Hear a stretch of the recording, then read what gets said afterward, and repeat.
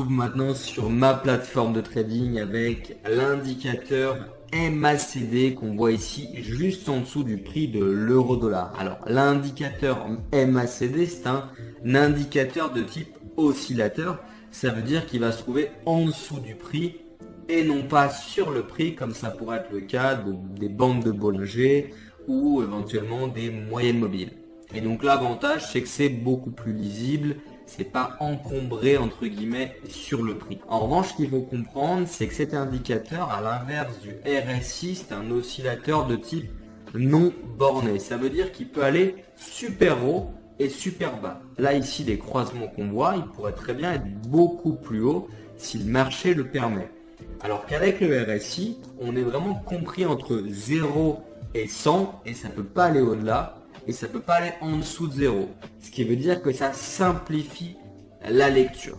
Après, l'indicateur MACD reste relativement simple. Je vais vous expliquer la pure théorie de l'indicateur et après je vais vous montrer une stratégie trading. Alors si on parle d'un point de vue purement théorique, l'indicateur MACD consiste à trouver tout simplement des signaux de trading lorsqu'on a des croisements ici en dessous de la neutralité de l'indicateur MACD, en l'occurrence ici en dessous de cette ligne où vous voyez le changement entre les histogrammes vendeurs et les histogrammes acheteurs. Je pourrais d'ailleurs tracer éventuellement une ligne horizontale juste ici. Ça, on appelle ça la ligne 0 sur l'indicateur MACD. Donc ici, si on part d'un point de vue théorique, lorsqu'on a un croisement ici par le bas en dessous de 0, on a potentiellement un signal d'achat et derrière, vous voyez, on a le prix qui part à la hausse. Donc là, ici, ça fonctionne. On verra par la suite si ça fonctionne très bien de cette manière. Également ici, on a un croisement au-dessus de 0, donc signal vendeur. Et derrière, on a de la chance ici. Les prix de l'euro-dollar partent tout de suite à la baisse. Donc là, en l'occurrence, on aurait deux trades gagnants. Le problème, c'est lorsqu'on trade ici cet indicateur, il faut aussi regarder les fois où ça n'a pas fonctionné. Et en réalité, il y en a souvent. Donc c'est pour ça qu'il faut impérativement avoir une stratégie de trading. Et donc, je vais vous montrer comment éviter de prendre des croisements qui ne fonctionnent pas et éviter de vous faire avoir, piéger avec cet indicateur. Je vais rajouter ici l'indicateur, donc MACD, et je vérifie bien que j'ai les réglages suivants, 12, 26, 9, ok. Donc vous avez deux moyennes mobiles et grosso modo la ligne signal. J'en parlerai bien sûr dans cette vidéo. Vous cliquez ici sur appliquer et là on a donc l'oscillateur qui est bien réglé que vous allez pouvoir utiliser avec la stratégie que je vais vous présenter. On va ajouter une simple moyenne mobile, par exemple 100 périodes ou 200 périodes. On va mettre pourquoi pas ici une EMA, donc moyenne mobile exponentielle, celle que j'utilise le plus en 200 périodes et on clique sur OK.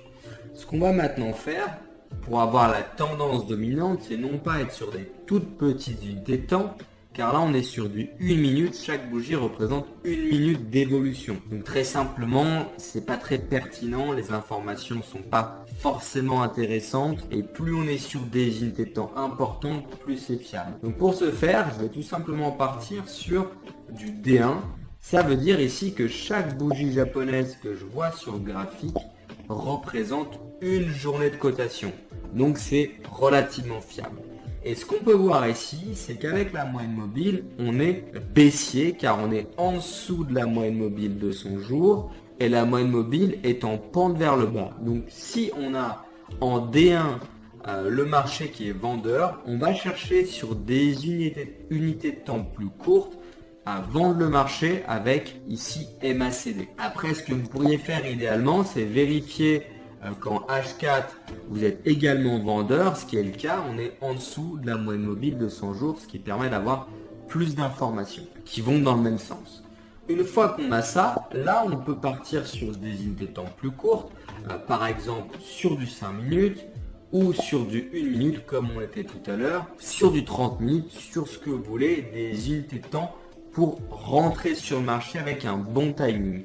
Et dans ce cas-là, ici par exemple, cette opportunité aurait été excellente. Pourquoi? Car on est dans le sens de la tendance vendeur qu'on a sur des unités de temps plus importantes, donc on est baissier sur la tendance dominante. Donc derrière, ce signal, tout simplement, il est pertinent et effectivement, là ça marche, on gagne de l'argent. Si je décale un petit peu, on rentre grosso modo ici, donc on peut prendre tout ça de points. Après, on sort sur le marché avec une gestion du risque précise, ça sera bien sûr l'objet d'autres vidéos. En revanche, ici, cette opportunité, on l'aurait clairement pas pris, car je vous rappelle qu'en daily, on est vendeur, on va jamais trader contre la tendance, ça nous permet d'avoir un filtre supplémentaire.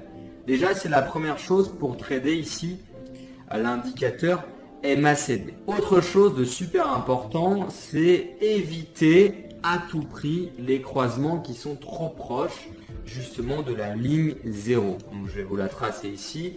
Ligne 0, elle est juste là. C'est un petit peu en quelque sorte comme la neutralité du RSI.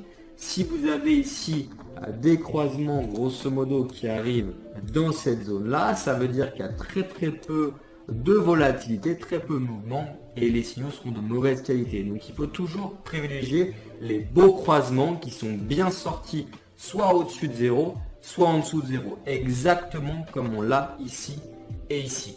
Donc ça c'est déjà vraiment un autre filtre super important pour éviter de vous faire avoir avec l'indicateur MACD. Donc là je vais effacer cet exemple, vous avez compris le fonctionnement. Je vais me mettre cette fois-ci sur du daily. Encore une fois, ça veut dire que chaque bougie japonaise représente une journée de cotation et je vais simplement ici rajouter l'indicateur MACD que j'ai supprimé. Donc je rajoute l'indicateur MACD, je vérifie les réglages, je clique sur OK et ce que je vais faire maintenant c'est dézoomer un peu le graphique et tracer les niveaux de prix qui sont intéressants, c'est-à-dire les niveaux de support, les niveaux de résistance. Donc je prends ici tout simplement une ligne horizontale, ici j'ai un niveau plus haut, ici j'ai un niveau qui a été travaillé sur l'euro-dollar, on le voit en fait, il a été travaillé à plusieurs reprises, ici,